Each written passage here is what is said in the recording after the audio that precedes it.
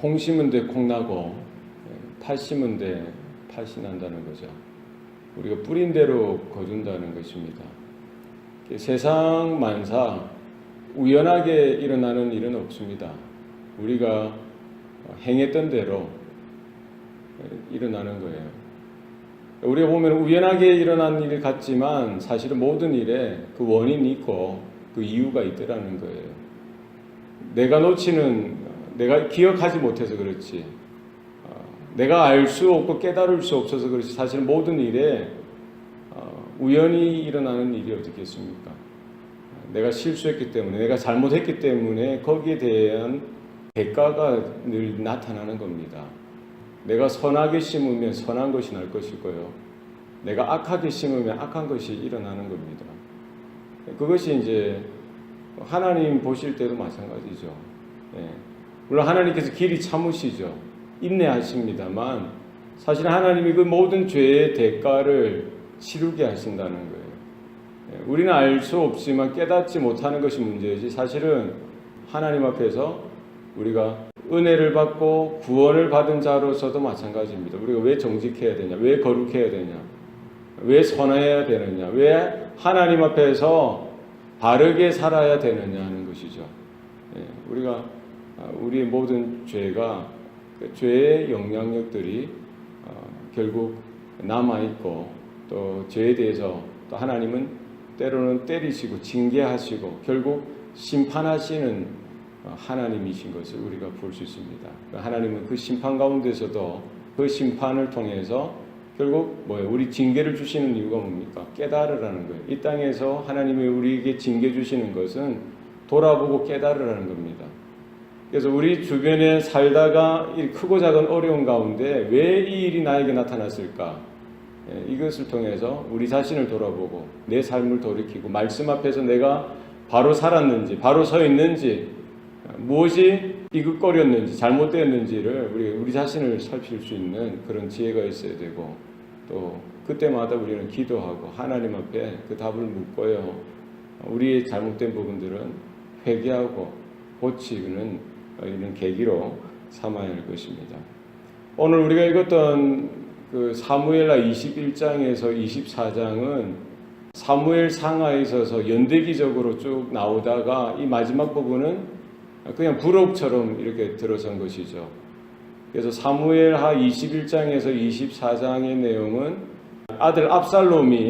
다윗의 아들 압살롬이 반역을 일으키기 전의 내용입니다.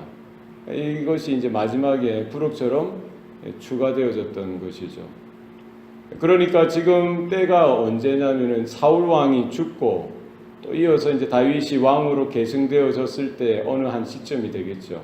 반역을 일으키기 전에 이런 일들이 있었습니다. 이스라엘에 기근이 왔어요. 그것도 1년, 2년이 아니라 3년 동안 기근이 왔습니다. 그러니까 농사지어 밥을 벌어서 먹어 살아야 되는데 기근이 온 거예요. 비도 안 오고. 그러니까 땅이 쫙쫙 갈라지죠.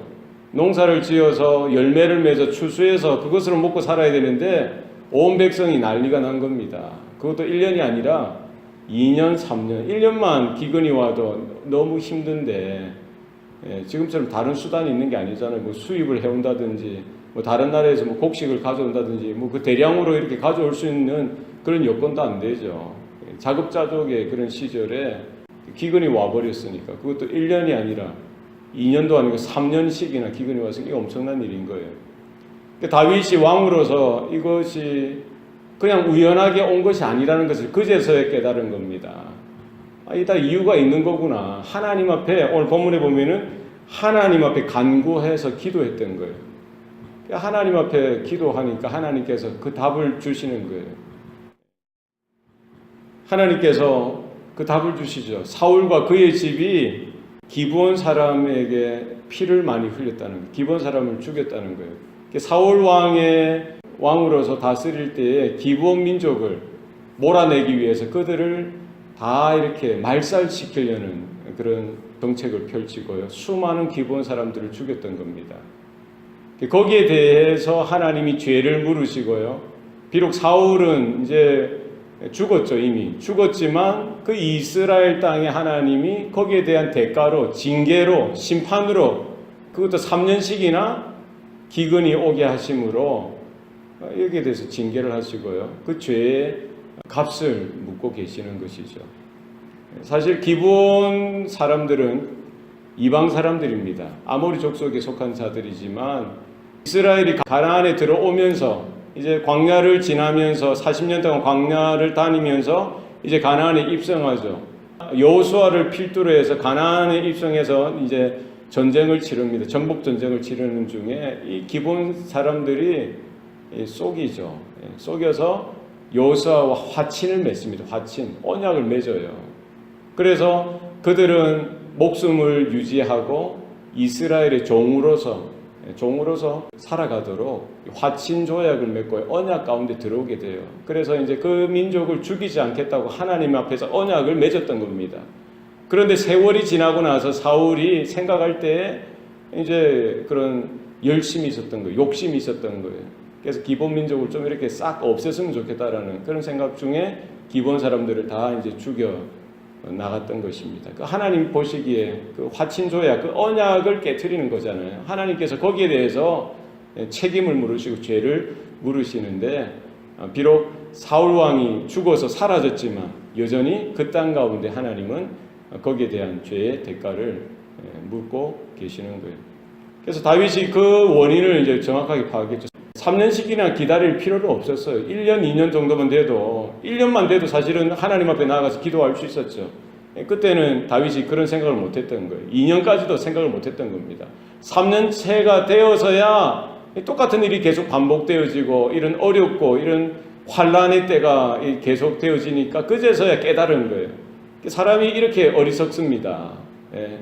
다윗이 아무리 하나님의 사람이고 하나님의 마음에 감동한 자고 하나님의 마음에 합한 자였지만 이렇게 깨닫는 것이 늦는 거예요. 우리가 그렇습니다. 한 번에 깨달으면 고생은 덜 하는 거예요. 하나님이 한 번 채찍을 들어서 때리시고 징계하실 때 깨달으면 얼마나 좋습니까? 두 번, 세 번까지 매를 맞아서야 깨닫는 거예요. 늦게라도 그때라도 깨달았으니 다행이죠. 그러니까 하나님 앞에 다시 또 나가 몸부림치면서 기도하면서 물어보는 게 기도하는 거예요. 그러니까 하나님이 그 죄의 원인을 깨닫게 하시고 알게 하시고 드러나게 하셔서 그 문제를 묶였던 문제를 풀게 하시는 겁니다. 그래서 다윗은 기본 사람들을 불러서 이 일들에 대해서 이야기하고 어떻게 해야 너희들의 원한을 풀 수 있겠느냐, 너희들이 우리를 위해서 하나님께 복을 빌 수 있겠느냐라고 물어보죠. 그래서 이 기본 사람들이 이것은 금과 은의 문제가 아니라고 이야기해요. 돈의 문제가 아닙니다라고 이야기하는 거예요. 돈으로서 어떻게 치료할 수도 없고 갚을 수도 없다라고 이야기하고 그 문제를 일으켰던 그 사울 왕의 자손들 7을 우리에게 주어서 그들을 기브온 산에서 목매달도록 그 원수를 원한을 갚도록 해달라라고 이야기하는 것이죠. 다윗 왕은 거기에 대해서 이제 일을 처리해야 되는 것이죠. 자기와 언약 맺었던 요나단의 아들, 사울 왕의 손주였던 요나단의 또 아들이었던 그 무비보셋은 빼버리고요. 그 요나단과 또 언약을 맺었으니 무비보셋은 빼버리고 나머지 지금 사울 왕의 첩이었던 리스바의 2 아들 그리고 사울 왕의 첫 번째 딸이었던 메랍의 5 아들을 이렇게 7 자손을 그들에게 내어주고요. 기브온 사람들은 기브아 산에 올라가서 그 7명을 목매달아 죽이고 그 원한을 갚도록 하신 거예요. 그 심판에 죄에 대해서는 분명히 징계가 있고 죄에 대해서는 분명히 심판이 따르고요. 결국 죄로 인해서 묶였던 것은 분명히 해결해야 된다는 거예요. 하나님께서는 거기에 대해서 징계하시고 거기에서 그들에게 죄에 대해서 분명히 추궁하시는 것입니다. 그리고 다윗은 이제 그들의 시체와 또 이참에 사울 왕의 그 유해 뼈와 또 요나단의 뼈를 다 모아서 이렇게 같이 합장해서 무덤에 장사를 지내게 되어지고 그 이후로 하나님께서 다윗의 기도를 이스라엘의 기도를 그 땅을 위한 기도를 들으시고 기근 문제가 해결되어졌던 것을 볼 수가 있습니다. 하나님은 공의의 하나님이시라는 거예요. 우리가 뭐 마음으로 그냥 뭐 아이고 잘못했는데 이 뉘우치 그게 아닙니다. 죄에 대해서는 신랄하게 하나님이 지적하시고 거기에 대해 징계하시고 결국 심판하신다는 겁니다. 무엇으로 우리가 그 죄값을 피해갈 수 있겠어요? 예. 그 죄의 문제로 인해서 죄의 싹은 사망이라고 했잖아요. 피 흘림이 없이는 죄 사함이 없는 것입니다. 결국 그 죄에 대해서는 목숨으로 죄값을 치르는 것이죠. 그래서 우리가 죽어야 되는 거예요, 사실은. 내 죄로 인해서 내가 죽어야 될 그 운명인 겁니다. 그러나 내가 죽어야 될 그 자리에 하나님의 독생자 예수께서 오셔서 내가 죽어 마땅한 그 자리에 나를 위하여, 여러분을 위하여 대신 죽어주셨다는 거예요. 이것이 복음이고요. 우리는 그 하나님의 은혜 가운데 예수의 그 죽으심과 또 부활하신 그 은혜 가운데 서서 하나님의 진노를 피할 수 있고요. 하나님의 심판을 넘어갈 수 있고요. 하나님의 은혜 가운데 예수를 믿기만 하면 죄사함의 은총을 받는 것, 이것이 하나님의 은혜요 복인 줄로 믿습니다. 그럼에도 불구하고 우리가 이제 죄사함을 받고 하나님의 자녀가 되어지고 구원받고 나서도 이 죄에 대해서는 우리가 심각하게 생각해야 되고요. 이 죄가 보통 일이 아니고 얼마나 치명적이고 얼마나 지독하고 얼마나 위험한 것인가를 우리는 깨닫고 더 이상 죄와 타협해서도 안 되고 죄 유혹에 흔들려서도 안 되고 죄에 넘어져서도 안 된다는 거예요. 혹 그런 일 가운데에도 우리는 피 흘리기까지 싸워야 되고 이겨야 되고요. 또 날마다 죄사함의 은총 가운데 거하는 저와 여러분 되어야 할 줄로 믿습니다. 사울 왕이 가고 이제 다윗이 왕이 되고 나서도 결코 이 왕의 직분을 감당하는데 결코 순탄한 적이 없었어요. 그 이후에도 블레셋의 여러 거민들이 다윗을 공격하고요, 다윗을 죽이려고 달려드는 그런 전쟁들이 여러 번 있었습니다. 그때마다 다윗이 맞서서 싸웠을 뿐만 아니라 다윗의 옆에 있는 뭐 아비사라든지 요압이라든지 이런 장수들이 목숨을 걸고 그런 군사들이 헌신하여서 다윗과 함께 싸워서요 이겨나갔던 것을 볼 수가 있습니다. 그 외에도 여러 블레셋 장수들, 그 거민들, 그들이 이제 늘 공격하고 했던 그런 상황 속에서도 다윗은 또 싸워야 되고 다윗을 따르는 그런 군사들, 장수들이 또 다윗을 위해서, 나라를 위해서 목숨을 걸고 싸우는 그런 일들이 있었던 것입니다. 우리의 삶도 마찬가지예요. 영적인 전쟁이고요. 늘 언제나 악한 사단 마귀가 우리를 공격하고 시험하고 넘어뜨리려고 하고 우리의 목숨줄을 앗아가려고 하고 우리가 믿음 가운데 서지 못하고 하나님의 은혜 가운데 나아가지 못하고 말씀 가운데 순종하여 살아가지 못하도록 우리를 늘 공격하고 유혹하고 시험하는 이런 영적 전쟁 가운데 우리가 있다는 사실을 기억하고 여전히 우리는 우리의 대장 되시고 사령관 되신 예수님 앞에서 또 예수님 뒤에서 옆에서 늘 영적인 전쟁을 날마다 이겨나가는 그런 은혜가 저와 여러분 가운데 있기를 소원합니다. 결국 모든 전쟁은 하나님께 속해 있고요. 하나님의 은혜 가운데 우리의 삶도 또 있다는 사실을 기억하시고 오늘 하루도 그와 같은 은혜로 믿음으로 살아가는 저와 여러분 되시기를 바랍니다. 기도하시겠습니다. 살아계신 아버지 하나님, 오늘도 우리에게 은혜를 주시니 감사합니다. 죄가 얼마나 위험하고 또 치명적이고 지독한가를 바라보게 하시고 또 하나님께서 그 하나님의 공의로 죄를 결코 간과하지 아니하신다는 사실을 깨닫게 하시니 감사합니다. 늘 죄의 문제를 우리가 십자가 앞에서 해결함 받게 하시고 또 더 이상 죄를 짓지 아니하고 죄의 유혹에 흔들리지 아니하고 넘어가지 아니하고 쓰러지지 않도록 주님 붙들어 주시옵소서.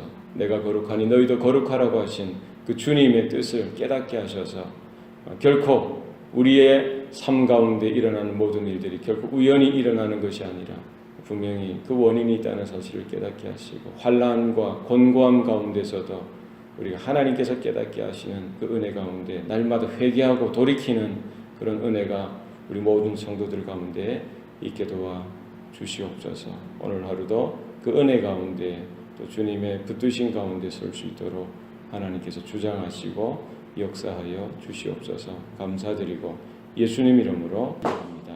아멘.